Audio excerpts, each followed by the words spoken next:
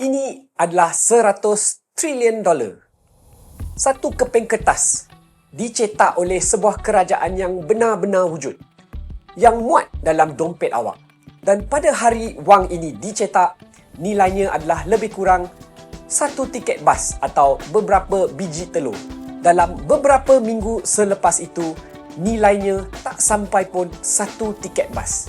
Kalau ini negara awak, penyelesaiannya mungkin nampak jelas. Awak ada terlalu banyak sifar. Jadi, kita buang je lah semua sifar-sifar itu. Dan saya pun faham, ini adalah soalan yang ramai orang pernah terfikir. Sebuku roti harganya RM40,000. Sebuah kereta, RM800 juta. Sebuah rumah, yang ni mungkin nak susah sikit sebab nombornya besar sangat. Susah betul. Jadi, awak pun umumkan mulai hari Isnin, kita potong 3, 6 ataupun 10 sifar daripada mata wang kita. RM40,000 jadi 4. Sejuta jadi 100. Kan senang. Kita tak tukar apa-apa pun. Roti tu masih roti yang sama. Kilang, pekerja rumah, semuanya masih sama. Awak cuma kemaskan labelnya. Dan ini sebenarnya pernah dibuat oleh kerajaan yang serius dan dinasihati oleh ahli ekonomi yang benar berpuluh-puluh kali dalam sejarah. Tapi kadang-kadang ia berjaya menyelamatkan seluruh ekonomi. Dan kadang-kadang ia menjadi pemangkin kepada inflasi yang paling teruk dalam sejarah.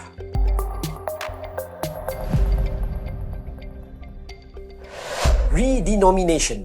Inilah istilah rasmi apabila sesebuah negara cuba mengurangkan jumlah sifar dalam mata wang mereka. Pada tahun 2018, Venezuela telah membuang 5 sifar daripada mata wang mereka. Lepas tu, 6 lagi pada 2021. Zimbabwe pada tahun 2008 telah membuang 10 sifar daripada $10 bilion menjadi $1 sahaja. Brazil telah buat redomination 5 kali berasingan di antara 1967 hingga 1994. 5 mata wang baru, 5 set wang kertas dan shilling baru. Turki telah buang 6 sifar pada 2005. Sejuta lira lama menjadi 1 lira baru.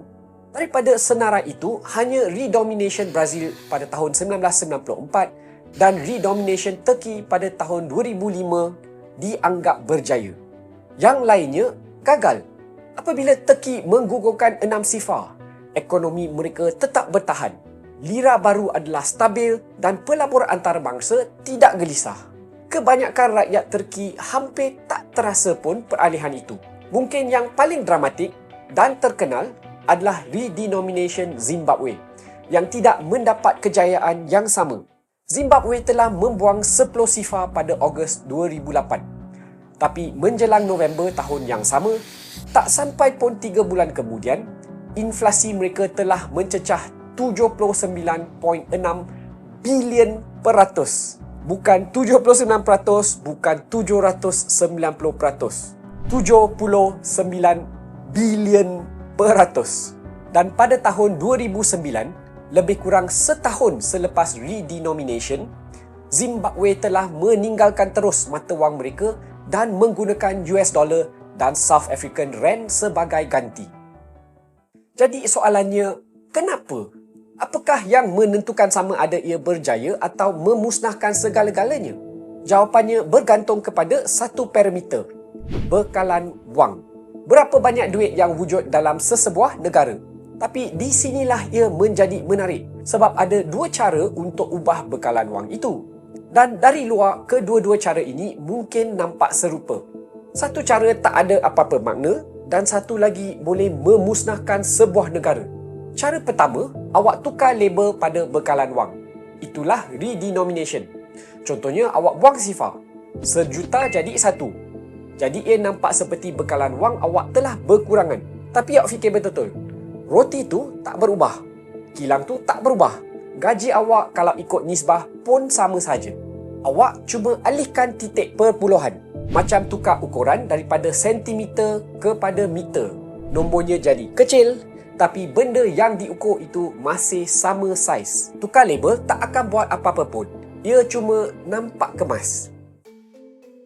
Cara kedua, awak buat lebih banyak duit. atau kita sering kata cetak duit. Dan ini adalah cerita yang lain sekali.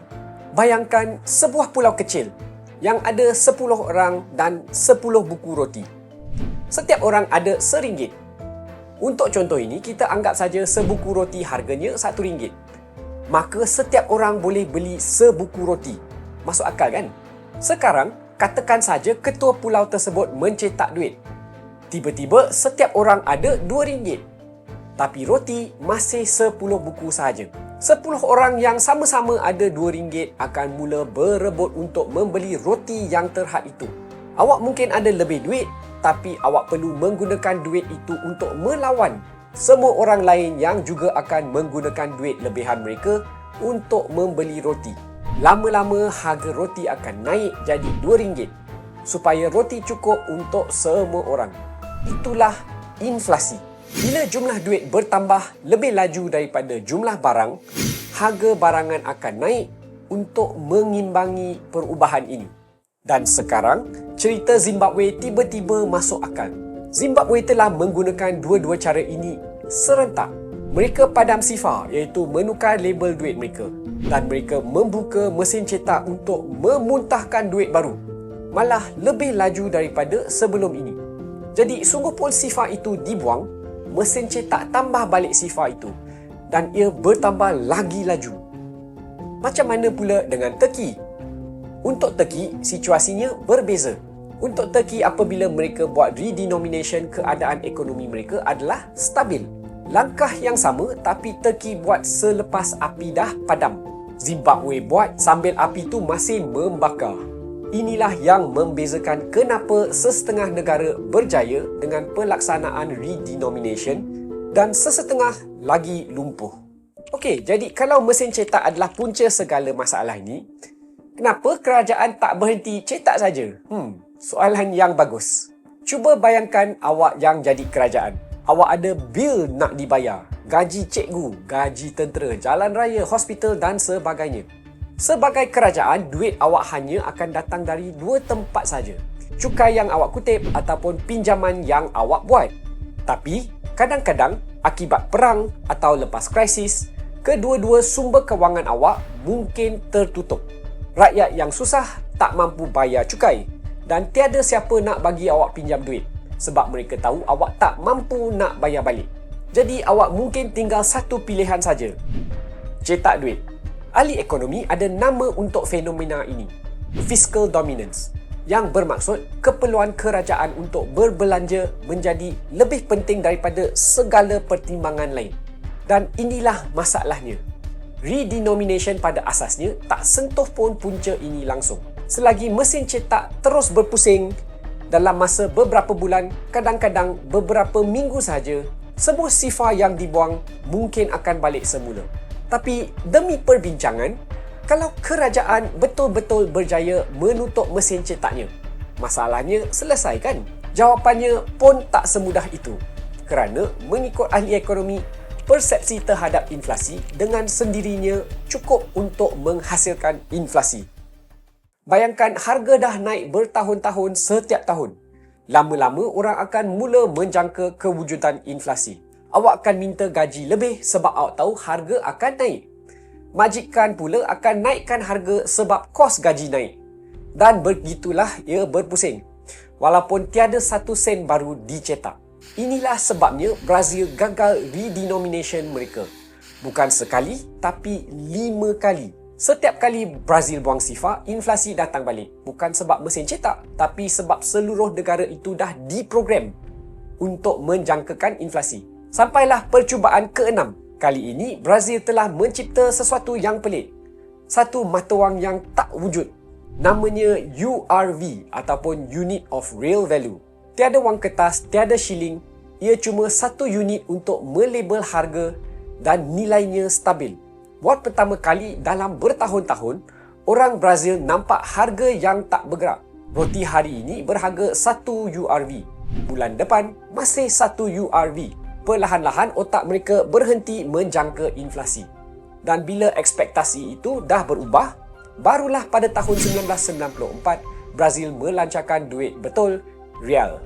Langkah ini telah menyebabkan inflasi jatuh daripada 2,700% setahun kepada bawah 10%. Dan teladannya dari cerita ini sama macam Turki.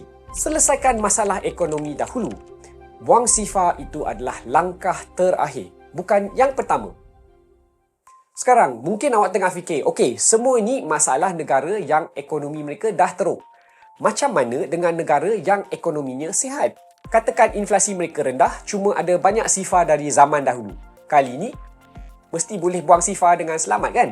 Dan untuk ketahui jawapannya, kita melihat kepada insiden bila negara-negara Eropah bertukar kepada Euro. Seperti yang awak tahu, sebelum gabungan Euro, setiap negara mempunyai mata wangnya yang sendiri. Tapi apabila mereka bertukar kepada Euro, sesetengah harga akan menjadi nilai yang pelik. Contohnya, 999 lira akan menjadi 0.516 euro.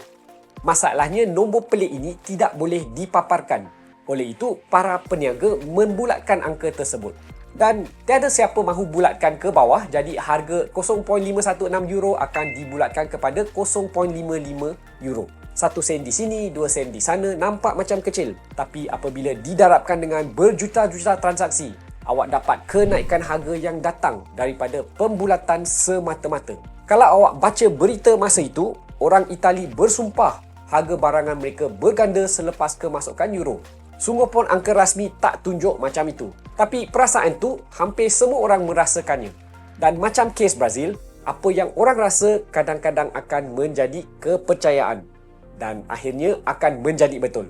Dan ia benar-benar menghasilkan inflasi sebanyak 2.3% inflasi pada tahun 2002. Jadi walaupun dalam kes yang paling besar sekalipun, tiada redenomination yang betul-betul percuma. Jadi berbalik kepada soalan, bolehkah negara buang je SIFA daripada duit mereka? Boleh, dan dah pun dibuat berpuluh-puluh kali. Kadang-kadang ia berjaya dan kadang-kadang ia akan memusnahkan segala-galanya. Tapi perbezaannya tak pernah pun bergantung kepada berapa banyak SIFA yang ada. Sebab duit ini bukan sekadar nombor. Nilainya wujud sebab kita semua percaya ia bernilai. Satu kepercayaan yang dibina perlahan-lahan tapi boleh dimusnahkan dengan pantas. Itulah sebabnya buang SIFA cuma satu upacara dalam setiap kes yang berjaya. Germany, Brazil, Turki. Masalah sebenar diselesaikan dahulu. Buang SIFA cubalah majlis penutup.